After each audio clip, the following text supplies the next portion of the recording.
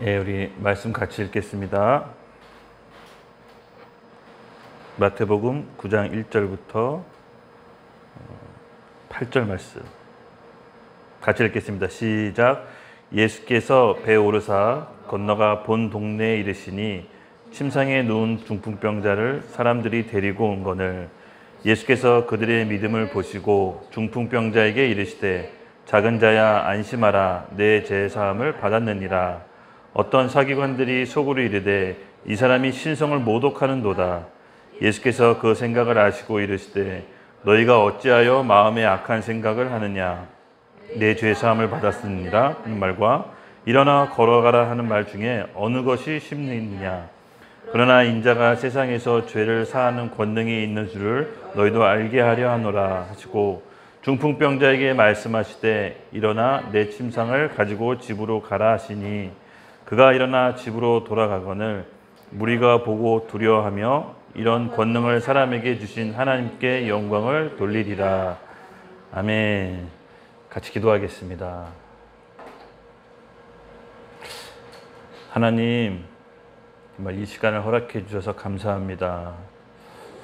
우리가 평안한 가운데 주님께 예배하며 또 주님을 찬양하는 것이 얼마나 소중하고 값진지요. 주님께서 허락하신 이 시간을 우리가 헛되이 보내지 않고 오직 하나님을 찬양하며 하나님을 섬기며 하나님을 예배하기에 집중하겠나이다. 주님께서 오늘 주시는 말씀을 우리가 마음으로 받아 심령의 변화를 일으키기를 원합니다. 하나님 예비하신 그 신령한 축복들을 오늘 이 예배 때 허락하여 주시고 하늘의 문이 열려 성령의 강한 임재가 역사하게 하여 주시옵소서. 감사합니다. 우리의 예배를 기억하여 주시옵소서. 예수님의 이름으로 기도드렸습니다. 아멘. 네. 벌써 하나님의 나라 11번째 시간이고요. 오늘은 주제로는 중풍병자의 믿음. 이 중풍병자의 믿음을 통해서 하나님께서 우리 가운데 무엇을 말씀하시고자 하는지를 꼭 오늘 들으시길 바랍니다. 오늘 말씀하기 전에 우리 찬양 마지막에 했던 미랄 있죠, 미랄. 네. 예수님께서 정말 이 세상에 한 알의 미랄로 오셨습니다. 미랄 하나가 땅에 떨어지지 않으면 많은 열매를 맺을 수가 없습니다. 미랄 하나가 땅에 떨어져 죽어야 많은 열매를 맺습니다. 이 미랄 속에는 씨가 있는데요. 이 씨는 생명을 뜻합니다. 예수님은 우리에게 생명을 주시려고 이 땅에 오셨고 한 알의 미랄로 십자가에서 못 박아 돌아가셨습니다. 미랄이 땅에 떨어져 죽어야 그 생명의 씨가 많은 열매를 맺게 됩니다. 여러분과 제가 바로 그 생명의 씨의 증거입니다. 오늘 이 하나님의 말씀, 이 생명의 씨를 우리 심령 가슴 깊숙한 곳에 심겨냅시다. 이 씨가 뿌리를 내리고 줄기를 뻗어서 또 다른 많은 열매를 맺게 될 겁니다. 우리 안에 감춰져 있는 그런 여러 가지 죄, 아직 거듭나지 않은 혼, 이 생명의 씨가 우리 마음에 박히면 혼을 깨고 뚫고 나와 우리 몸을 통해서 예수님의 성령의 생명이 뻗어나가게 될 것입니다. 지난 우리 하나님의 그 나라를 통해 쭉 알아봤죠. 우리 8장부터 지금까지 계속 예수님의 10가지 기적을 우리가 살펴봤는데요. 지난 시간까지 6가지 기적을 우리가 봤습니다. 오늘은 그 7번째 기적인 중풍병자의 믿음. 이 중풍병이 무엇을 상징하고 어떤 믿음이었길래 예수님께서 그 중풍병을 낫게 하셨는지 우리가 오늘 하나님께 이 말씀을 구하며 나갑시다.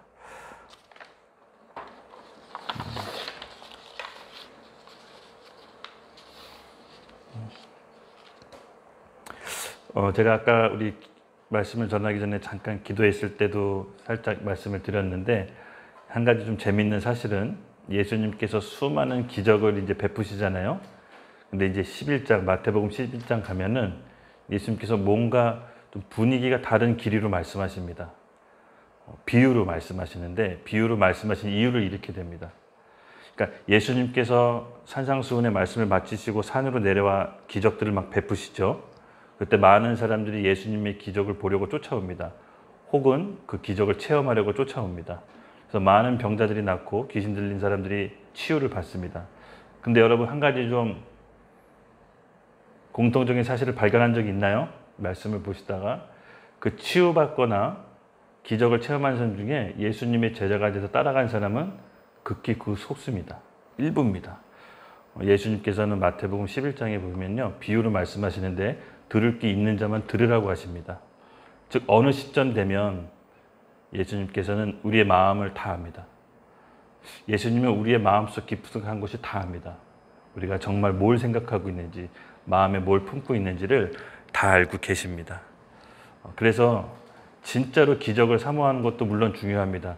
저는 오늘 이 중풍병자의 믿음을 보고 기적을 무시하라고 얘기하고 싶지 않습니다. 기적은 하나님이 우리에게 허락하신 겁니다.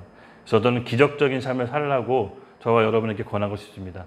그런데 그 기적 이면에 예수님께서 진짜 말씀하시고 싶은 메시지가 있는데 그건 뭐냐?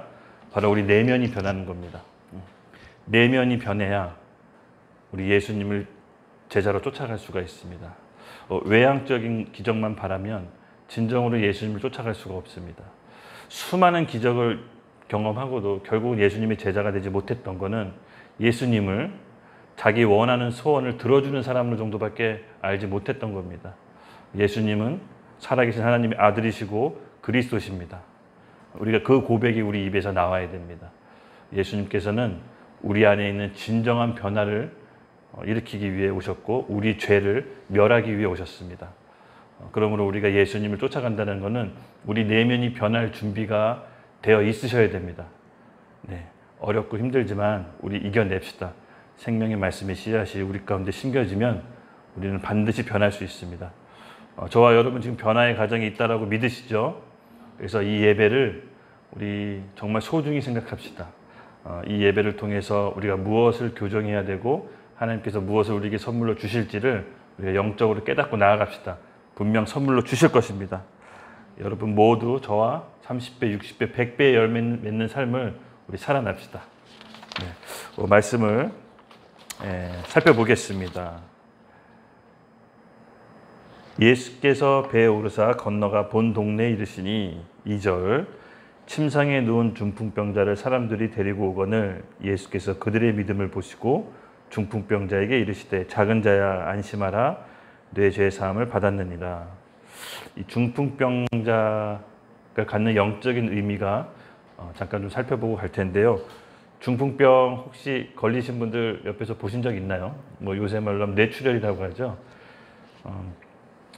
중풍병 걸리신 분들 그래도 저는 간혹 봤습니다. 저희 할아버지가 아버지 말씀에 의하면 중풍으로 돌아가셨다라고 합니다. 이제 중풍은 사지를 못 쓰죠. 그리고 뇌 어느 한쪽 부분이 다쳐서 어떤 때는 말도 이제 어눌하게 나옵니다. 이 중풍병자 얘기는 마가복음, 누가복음, 마가복음에 2장에 나오고 누가복음에 5장에 나오는데 여기서는 그 장면이 안 나오는데 이 누가복음, 마가복음에서는 친구들인지 가족들인지 모르지만 이 중풍병 환자를 밧줄로 매가지고 지붕을 뚫고 예수님이 있는 마태의 집으로 이렇게 내리죠. 이 장면이 좀 너무 극적인 장면인 것 같아요. 비록 내가 중풍병에 걸렸지만 사지를 못 쓰는 마비 상태에 있지만 예수님이 마태의 집에 있다는 소식을 이 중풍병자가 들었나 봐요. 그리고 본인이 쓸 수 있는 것은 말밖에 없었습니다. 왜냐하면 몸을 전혀 움직일 수가 없었거든요. 그때 친구들이나 가족들에게 얘기했죠. 예수님께서 소문만 듣던 그 나사렛 예수님께서 지금 마태의 집에 있느니 나 좀 거기다 데려가다오. 자기가 할 수 있는 건 주변 사람들한테 도움을 구하는 것 뿐이었습니다. 그랬더니 그 친구들이 중풍병자를 이제 마태의 집으로 끌고 온 거죠. 여러분 우리가 신앙생활을 하면서 영적인 마비 상태가 올 때가 있습니다. 영적으로 지치고 탈진하고 기도조차 나올 수 없을 상태에 이 중풍병자는 주변 친구들에게 도움을 구한 겁니다. 예수님이 마태의 집에 있으니 나 좀 거기 좀 데려다 달라. 이 믿음을 예수님께서 보십니다. 잘 보시면요. 침상에 누운 중풍병자를 사람들이 데리고 오거늘. 여기 구절은 좀 극적이진 않아요. 여러분 나중에 한번 마가복음 2장에 보면 굉장히 극적으로 잘 표현했습니다. 이 밧줄로 매가지고요. 지붕을 뚫어가지고 사람들이 예수님이 마태의 집에 있다는 거 보고 바깥에 막 웅성웅성대면서 막 예수님 한번 만나볼까 이렇게 막 줄 서고 대기하고 있는 그 모습에서 기발한 아이디어, 지붕을 뚫고 내려가자. 이런 상황입니다, 지금. 그럴 때 중풍병자를 예수님께서 보십니다. 여기 보면은 중풍병자가 이제 예수님께 나왔을 때 그들의 믿음을 보시고라고 나옵니다. 그래서 그 믿음을 보고 예수님께서 이렇게 얘기하시죠. 작은 자야 안심하라, 내 죄사함을 받았느니라. 여러분, 우리가 믿음이 있을지라도 예수께 나가는 게 좀 어려울 수가 있습니다. 왜냐하면 우리의 여러 가지 고정관념, 또 우리의 생각들, 내가 이 믿음이 있는다고 해서 예수님이 나를 구원해 줄까? 나를 치유해 줄까? 혹은 이 어려운 상황 가운데 과연 내가 기도한들 예수님께서 낫게 해주실까? 이런 미묘한 또 불신앙과 여러 의심이 들을 수가 있습니다. 근데 이 중풍병자는 그게 중요하지 않았습니다. 중풍병자 마음속에는 지금 내가 예수님을 만나야 된다는 그 일념밖에 없었습니다. 남의 집에 지붕을 뚫을 정도로 그 일념이 강했습니다. 그의 믿음은 예수님을 내가 만나면 치유받을 수 있다는 믿음이 강하게 작용한 거죠. 그때 바로 죄사함을 받았느냐? 아니, 그때 바로 병이 나았느냐? 그렇지 않았습니다. 예수님께서는 다소 좀 생뚱맞는 말씀을 하시죠. 내 죄가 사함을 받았느니라 라고 얘기하십니다. 예수님이 말씀이 떨어졌을 때 어떻게 보면 중풍병이 나았는데요. 예수님에 대한 마음과 믿음이 있었더라도 그 죄가 바로 그 병이 바로 낫기에는 예수님의 말씀이 바로 떨어져야 했습니다. 여러분, 우리도 마찬가지입니다. 우리가 중풍병자 같이 힘들고 어려울 때, 내 힘으로 극복할 수 없는 상황을 만났을 때 우리는 늘 기도의 자리로 나갑니다. 그때 기도했을 때 우리의 상황과 처한 상황을 예수님께 아뢰게 되죠. 그렇지만 여러분, 계속해서 기도하고 기다리셔야 됩니다. 어떤 대답이 떨어질 때까지, 내 죄의 사함을 받았느니라는 음성을 들을 때까지 기도의 자리를 포기하지 말고 사수하셔야 됩니다. 왜냐하면은 중풍병자가 나갔을 때 바로 병치움을 받는 게 아니었습니다. 예수님께서 전혀 다른 말을 했거든요. 내 죄의 사함을 받았느니라. 병이 나았다, 네가 치유를 받을 것이라고 얘기하지 않으시고 죄의 사함을 받았다라고 얘기합니다. 바로 예수님께서는 그 중풍병의 원인을 죄라고 보신 겁니다. 우리가 일생생활에 겪는 여러 가지 어려움들이 있죠. 그 중에는 죄의 결과로 오는 경우도 있습니다. 예수님께서 지금 겪고 있는 이 중풍병자의 그 병은 죄의 결과라고 보셨던 것 같아요. 그래서 병이 나았다라는 말 대신 내 죄가 사함을 받았다라는 말로 대신했습니다. 여러분, 우리가 예수님이 어떤 음성을 듣기 전까지는 기도의 자리에 나가서 결코 포기하지 맙시다. 그 음성을 들을 때까지 기도하셔야 됩니다. 병 낫는 시점이 어느 때냐? 내 죄의 사함을 받았다라고 예수님이 선포할 때 중풍병자가 병을 낫게 됩니다. 여러분, 이 음성을 들으시기 바랍니다. 우리가 각자 처한 상황이 좀 다르죠. 저도 장기적으로 기도하고 있는 제목이 있습니다.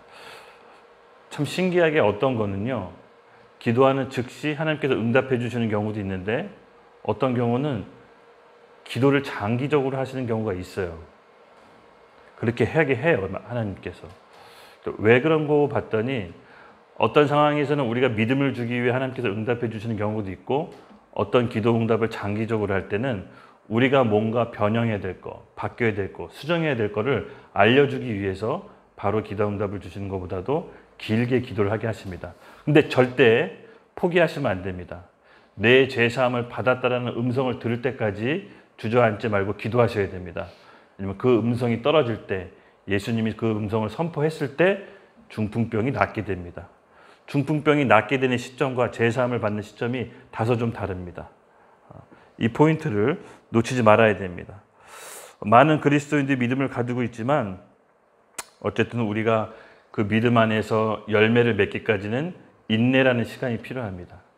밀알이 땅에 떨어져 죽지만 바깥으로 싹이 나오기까지는 시간이 걸립니다. 하지만 땅 아래에서 무슨 일이 벌어지고 있는지 우리는 보지 못합니다. 영적인 원리도 이와 같습니다. 우리의 믿음이 자라나길 때까지는, 눈으로 보이는 현상이 나타나기까지는 시간이 걸립니다. 그 기간 동안 여러분 믿음을 지키셔야 됩니다.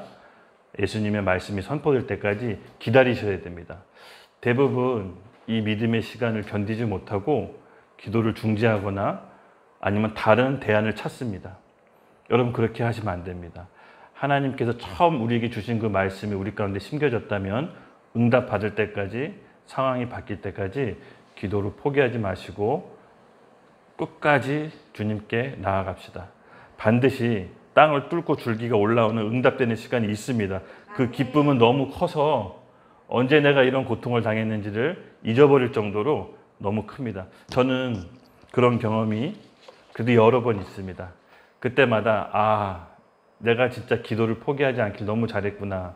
꼭 이 기도 때문에 이렇게 응답됐냐? 지나고 나면 알 수 있습니다. 지나고 나면. 그때 당시에는 모릅니다. 망망대해를 건너는 것 같고 깊은 터널을 가는 것 같지만 결국은 그 기도가 응답됐을 때 그 기쁨은 말로 표현할 수 없습니다. 그때 당시엔 너무 좌절되고 힘든데 여러분 잊지 마십시오. 하나님께서 길게 기도를 하게 하신 이유는 우리 내면을 바꾸기 위해서, 우리 마음의 변화를 일어나기 위해서 그렇게 하시는 겁니다. 그러므로 결코 포기하지 마십시오. 3절에서 4절 넘어가겠습니다. 어떤 서기관들이 속으로 이르되 이 사람이 신성을 모독하는도다. 구약 시대에서 죄 사할 수 있는 분은 누구뿐이죠? 하나님. 하나님 외에는 죄 사함을 할 수 있는 분은 없습니다. 근데 이때 당시 예수님께서 나사렛 예수라는 그 사람이 갑자기 중풍병자에게 죄 사함을 받아라 이렇게 얘기하니까 서기관들이 어떻게 생각했습니까? 저 사람 신성 모독이다. 지금 어떻게 본인이 죄를 사할 수 있는 권한이 있단 말인가라고 자기네들끼리 웅성웅성대립니다. 그때 4절에서 예수님께서 그들의 생각을 아시고 이르시되 너희가 어찌하여 마음에 악한 생각을 하느냐. 악한 생각. 어떤 게 악한 생각일까요? 여러분은 어떤 게 악한 생각이라고 보십니까? 하나님과 반대되는 생각. 우리가 아무리 선해 보이는 거라도 합리적인 결정이라도 누가 보더라도 타당한 일이라도 하나님 보시기에 악한 결정이 있습니다. 그리고 바보 같지만 손해보고 억울한 일을 겪었지만 그것을 인내하고 선택한 결론은 하나님이 보시기에 선한 결정이 있습니다. 그 기준은 뭐라고 봅니까? 그때 당시 그런 상황 가운데 내가 주님의 음성을 듣고 청종하며 성령께서 내게 주시는 그 감동에 따라 순종하는 것이 선한 생각이고, 아니면 하나님의 성령의 음성을 거슬려서 내가 눈에 보이는 합리적인 생각, 내 경험, 내 혼적으로 내리는 결론이 악한 생각입니다. 물론 표면적으로는 그게 선한 생각이고 선한 결정일 수도 있지만 하나님 편에 봤을 적에 얘기하는 겁니다. 이 미묘하지만 이 성령의 감동을 주시는 음성에 따라 한다는 것이 하나님 보시기에 선한 생각입니다. 사탄도 하나님도 우리에게 말씀하십니다. 어떻게 말씀하시나요? 생각으로 주어집니다. 육신의 생각은 사망이요 영의 생각은 생명과 평안이라. 어떤 게 육신의 생각인지 어떤 게 영의 생각인지는 우리가 그동안 말씀을 듣고 배움으로 충분히 저는 알 수 있다고 봅니다. 매일 기도와 말씀 가운데 성령에 젖어 있는 사람들은 어느 게 육신의 생각인지 어느 게 성령의 생각인지 알 수 있습니다. 다만 우리의 결정이 어떤 결정을 하느냐가 관건인 겁니다. 우리는 매일 이 생각 속에서 살아가고 있고 어떤 선택을 하는지 하나님이 지켜보고 계십니다. 그러므로 처음에 억울한 일을 당하고 바보 같은 일이라고 해서 여러분 너무 낙담하지 마십시오. 너무 슬퍼하지 마십시오. 그때 당시에는 내가 힘들더라도 너무 좌절하지 마십시오. 남들이 보기에 우스꽝스럽고 억울하고 분해 보이는 선택이지만 그것이 성령의 감동에 의해 선택한 거라면 하나님은 그 순간을 카운트하십니다. 우리가 아무리 사소하고 아무리 작은 일이라도 하나님과 함께한 그 선택은 하나님이 기억하십니다. 저는 이것을 믿습니다. 아무리 크고 아무리 잘나고 아무리 이름을 떨치더라도 하나님과 상관없는 선택은 저는 그게 악한 선택이라고 봅니다. 그러므로 우리가 이 영적인 기준을 잘 가져가야 됩니다. 저는 충분히 우리 공동체 지체 여러분들이 이 훈련이 돼 있다고 봅니다. 이제는 들을 수 있을 것 같아요. 다만 선택인데 그 선택은 우리가 믿음에 걸어야 됩니다. 믿음으로 걸어야 됩니다. 매 상황마다 어떤 선택을 할지 우리 믿음을 걸려 나갑시다. 하나님께서는 우리에게 가장 좋은 길로 예비하고 계십니다. 성령의 음성에 순종할 때 가장 좋은 길로 인도하실 것을 믿습니다. 예수님께서 그리스도 메시아, 바로 이 서기관들은 그 메시아를 알아보지 못하고 자기 종교적인 관념, 종교적인 배움, 열심을 통해서 예수님을 하나님인 줄 못 알아보고 신성 모독한 사람이라고 얘기하는 거죠. 여러분, 우리도 그렇게 될 수가 있습니다. 성령의 음성에 민감하게 반응하지 않으면 하나님의 일도 방해할 수가 있습니다. 우리가 늘 이 감각을 유지하면서 나갑시다. 하나님께서 확증받기 좀 원할 때가 있어요. 그렇죠? 저는 그럴 때는 요새 하는 거는 조금 선택을 보류해요. 그리고 좀 기다립니다. 또 애매모호할 때가 있잖아요. 그렇죠? 물론 기도할 수 있는 충분한 시간이 있으면 오랫동안 기도해서 확정을 받으면 그게 가장 좋지만 그럴 수 없는 상황이 또 있잖아요. 우리가 바쁘게 빨리 결정해야 될 상황. 그럴 때는 좀 저도 영적인 권위자 멘토한테 전화 걸어서 물어봅니다. 이런 상황이 있는데 어떻게 했으면 좋겠습니까? 여러분, 그렇게 활용을 하십시오. 충분히 기도하고 하나님께 아뢰일 수도 있는 시간이 있으면 가장 좋지만 그럴 수 없을 경우에는 믿을 만한 멘토나 우리 영적인 공동체들에게 물어보고 함께 확증받으며 갑시다. 이것이 성령으로 인도받는 것입니다. 5절입니다. 내 죄 사함 받았느니라 하는 말과 일어나 걸어가라는 말 중에 어느 것이 쉽겠느냐라고 서기관들의 악한 생각을 하고 오히려 예수님께서 그 서기관들에게 대질문을 하십니다. 여러분, 어떻게 생각하십니까? 죄를 사하여 주는 것과 병을 낫게 하는 게 어느 게 더 쉬워 보입니까? 여러분에게 그 두 가지 권세가 있다고 합시다. 누군가에게 죄를 사하여 주는 권세도 있고 병을 낫게 해주는 권세도 있습니다. 어느 게 더 쉬울 것 같습니까? 병을 낫게 하는 거. 예수님께서는요, 사실 둘 다 쉽습니다. 하나님이시기 때문에 둘 다 어렵지는 않으셨을 거예요. 근데 이 질문을 서기관에게 다시 되질문하는 거는 제가 봤을 때 예수님이 의도가 있으신 것 같아요. 바로 뭐가 중요하냐? 뭐가 우선되는 거냐? 너는 그 사람이 중요하냐? 아니면 눈에 보이는 기적이 중요하냐라고 오늘 우리에게도 질문하는 것 같아요. 즉, 먼저 해야 될 일이 있다는 겁니다. 먼저 우선되는 일이 있습니다. 그것은 뭐냐? 병을 낫게 되는 기적보다 죄사함, 인간의 근본적인 문제를 먼저 해결해 주는 게 더 우선되지 않겠느냐라고 서기관과 우리들에게 예수님께서 다시 되질문하는 것 같았어요.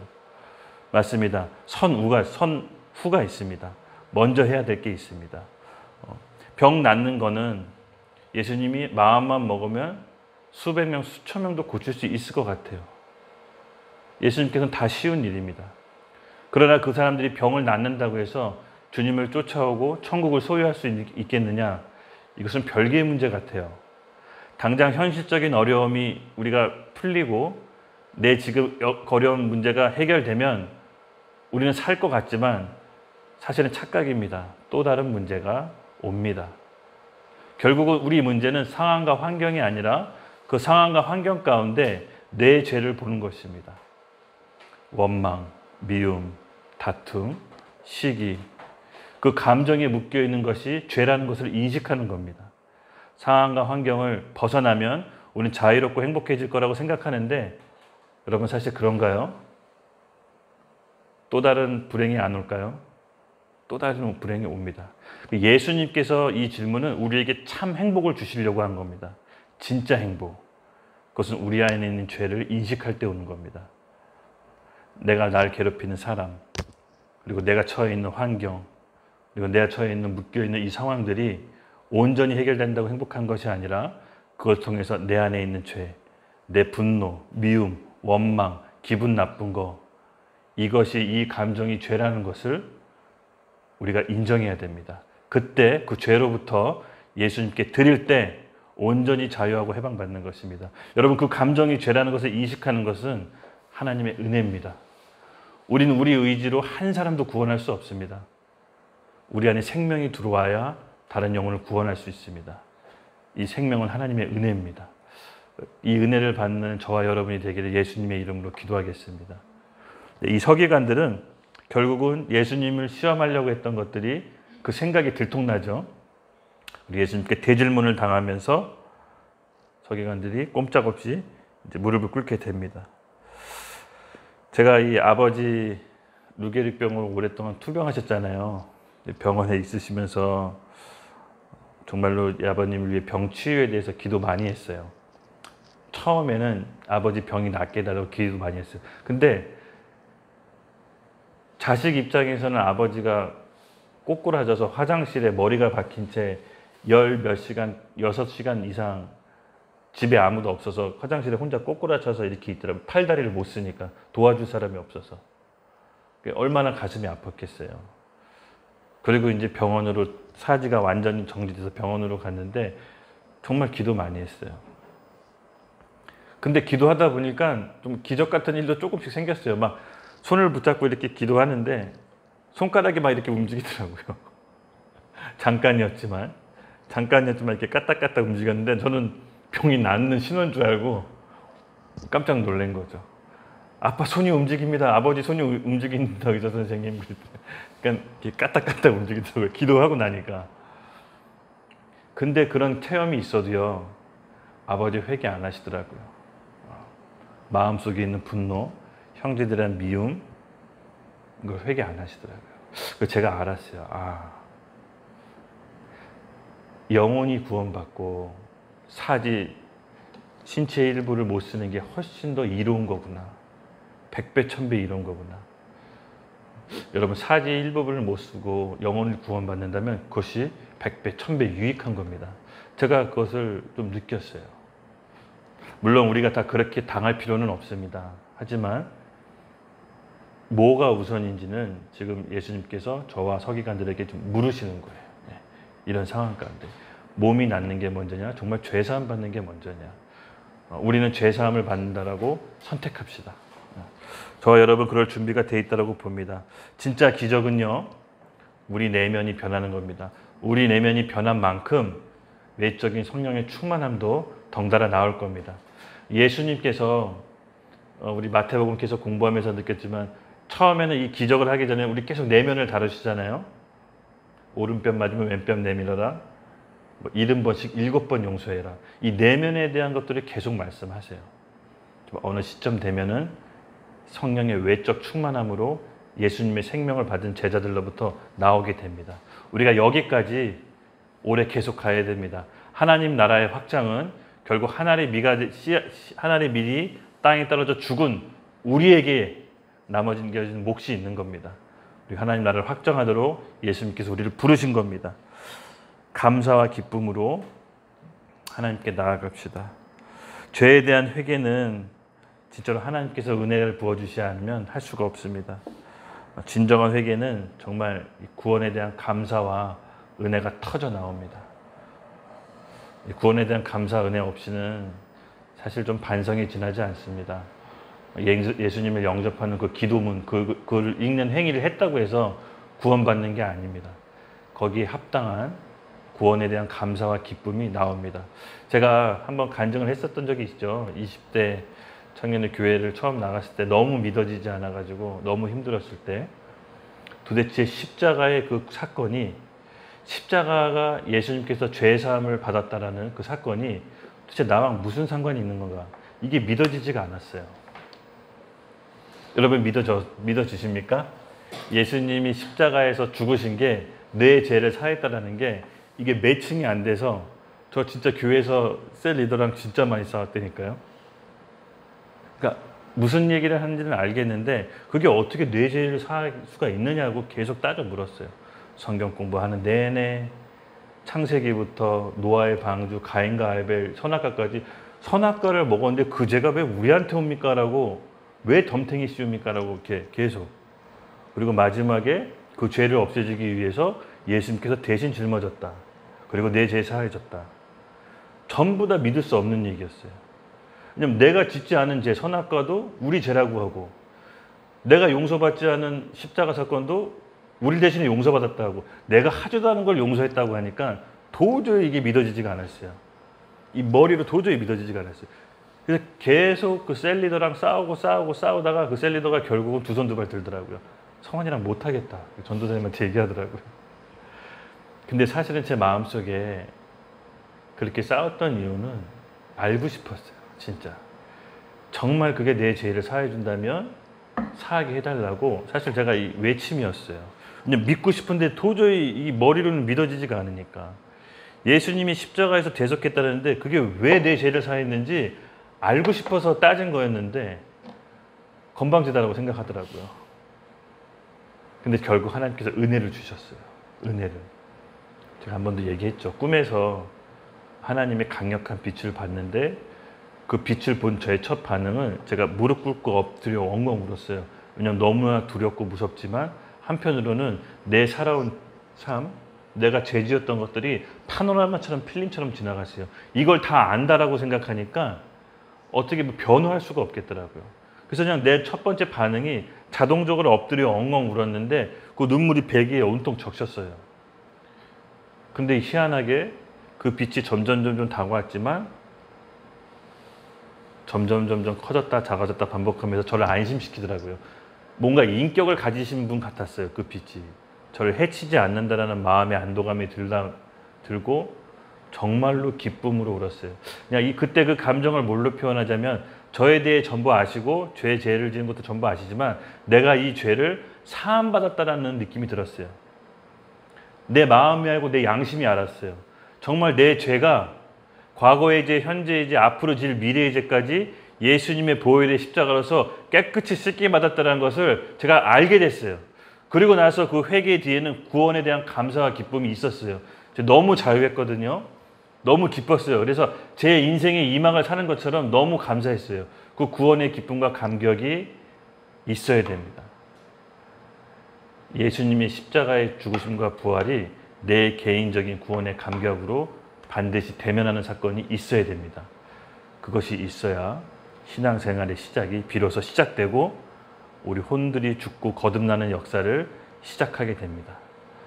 여러분이 저와 여러분께서 그때 감격이 있다면 하나님께서 되살려달라고 기도하고 아직 없다면 하나님과 십자가 앞에 대면하게 달라고 기도하셔야 됩니다.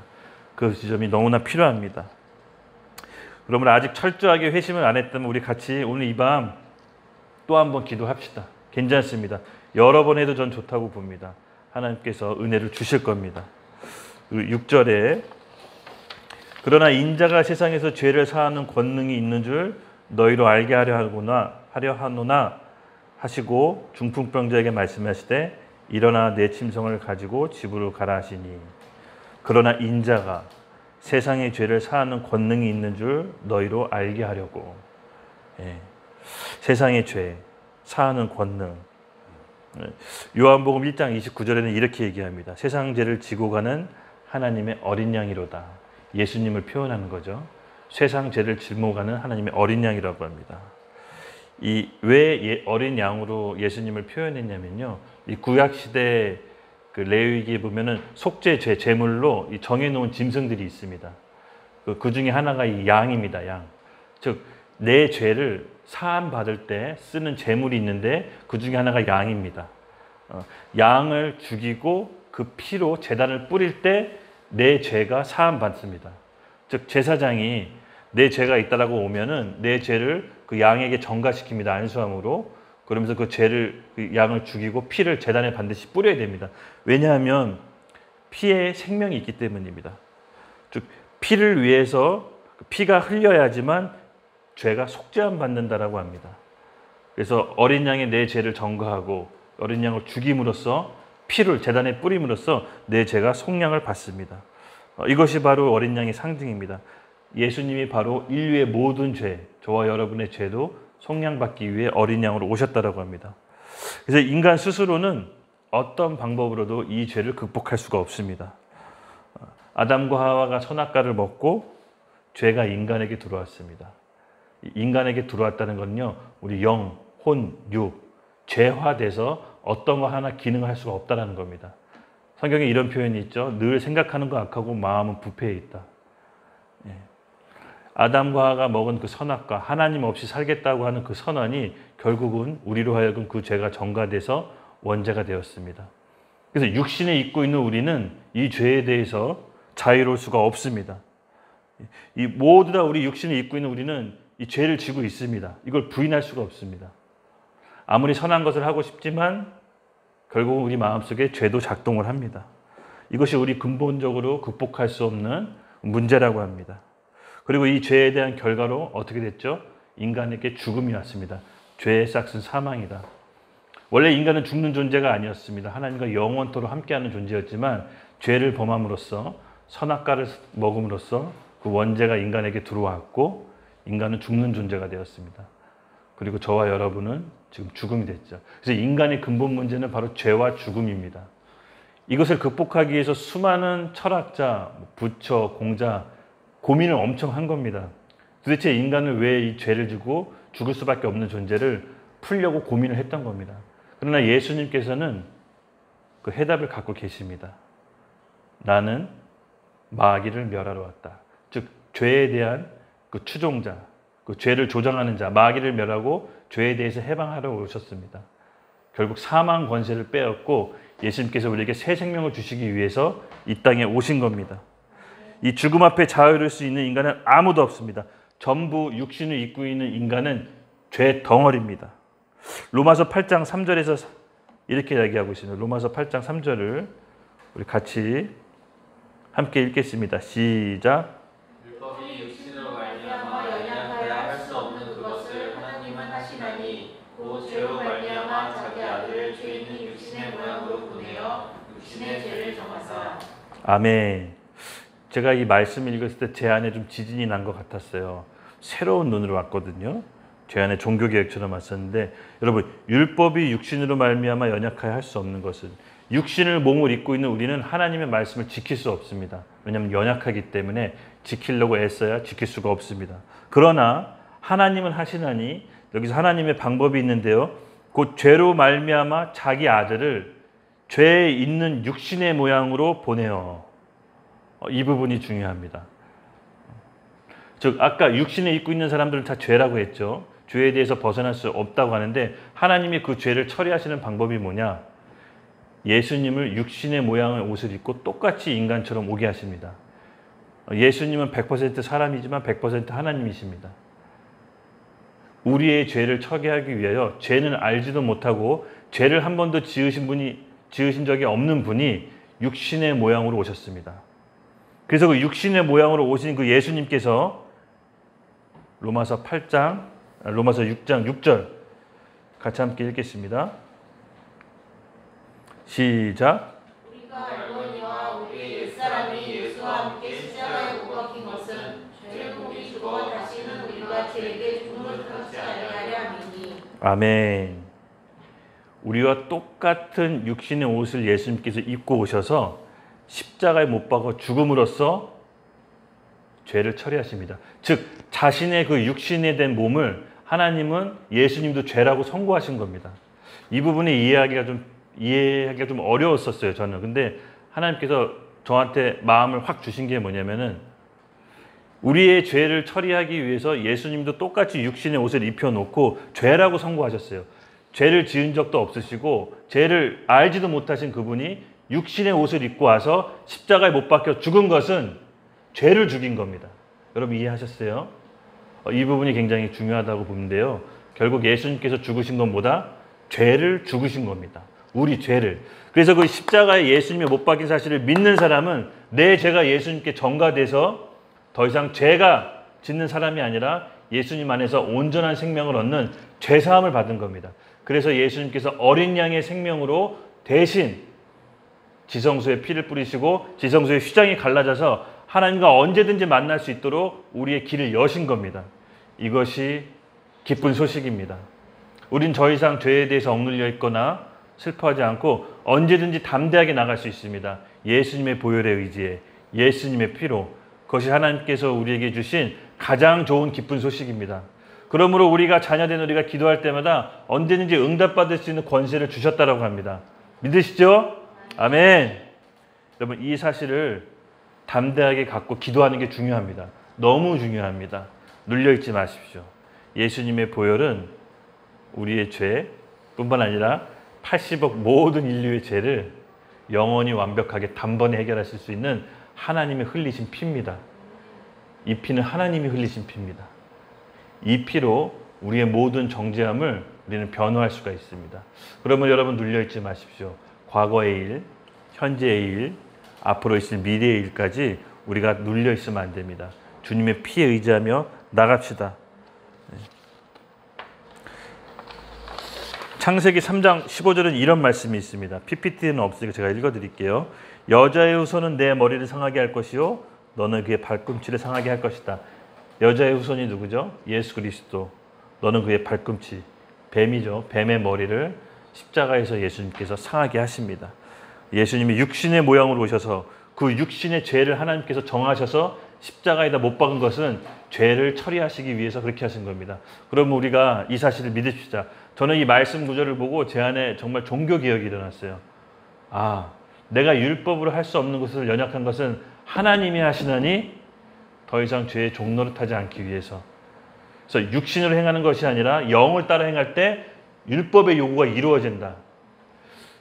성령께서 지금 내게 해주시는 말씀의 음성에 귀 기울여 그것을 순종할 때 율법의 요구가 이루어지는 겁니다. 우리는 죄가 있어서 그 율법, 하나님 말씀을 아무리 이루려고 노력해도 할 수가 없습니다. 하지만 성령께서 주시는 음성에 순종했을 때 율법의 요구가 이루어집니다. 그러면 여러분, 예수님의 십자가 부활이 얼마나 소중한지 몰라요. 그 어떤 것보다도 소중합니다. 여러분, 이것을 간직하시고 빼앗기지 마십시오. 이게 너무나 소중한 보화입니다. 아무리 애쓰고 힘쓰려도 우리 스스로는 미랄이 될 수 없습니다. 여러분 잘 아시잖아요. 우리 힘으로는 단 한 사람도 구원할 수 없다는 것을. 그리스도의 생명이 우리 가운데 들어왔을 때 그 그리스도의 생명이 다른 사람을 살릴 수 있는 겁니다. 우리 힘으로 하는 게 아닙니다. 그러므로 십자가 은혜는 전적으로 하나님의 은혜입니다. 우리가 하나님을 날마다 사모하고 주님을 갈망하는 사람들에게 그리스도의 생명이 주어지도록 은혜를 베풀어 주십니다. 이 십자가가 믿어지는 게 얼마나 큰 은혜인지 몰라요. 얼마나 큰 은혜인지 몰라요. 십자가 안 믿었으면 길에서 객사했을 거예요. 이 사랑자매도 못 만났을 거고. 이 십자가 은혜가 저를 극적으로 저를 구원했습니다. 그러므로 여러분, 우리 십자가 은혜를 다시 한번 구합시다. 아무리 강조해도 부족함이 없습니다. 우리 이 시간 좀 같이 기도하기를 원하는데요. 제대로 된 방향과 길로 기도합시다.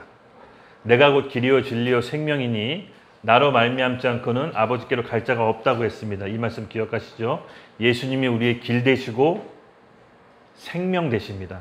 그 생명의 길로 갑시다. 우리 힘으로 하는 것이 아니라 예수님께서 주신 그 생명 안으로 우리가 그 생명이 살아내는 겁니다. 이 포인트를 간직하고 갑시다. 여러분, 우리가 갖고 있는 문제들이 있습니다.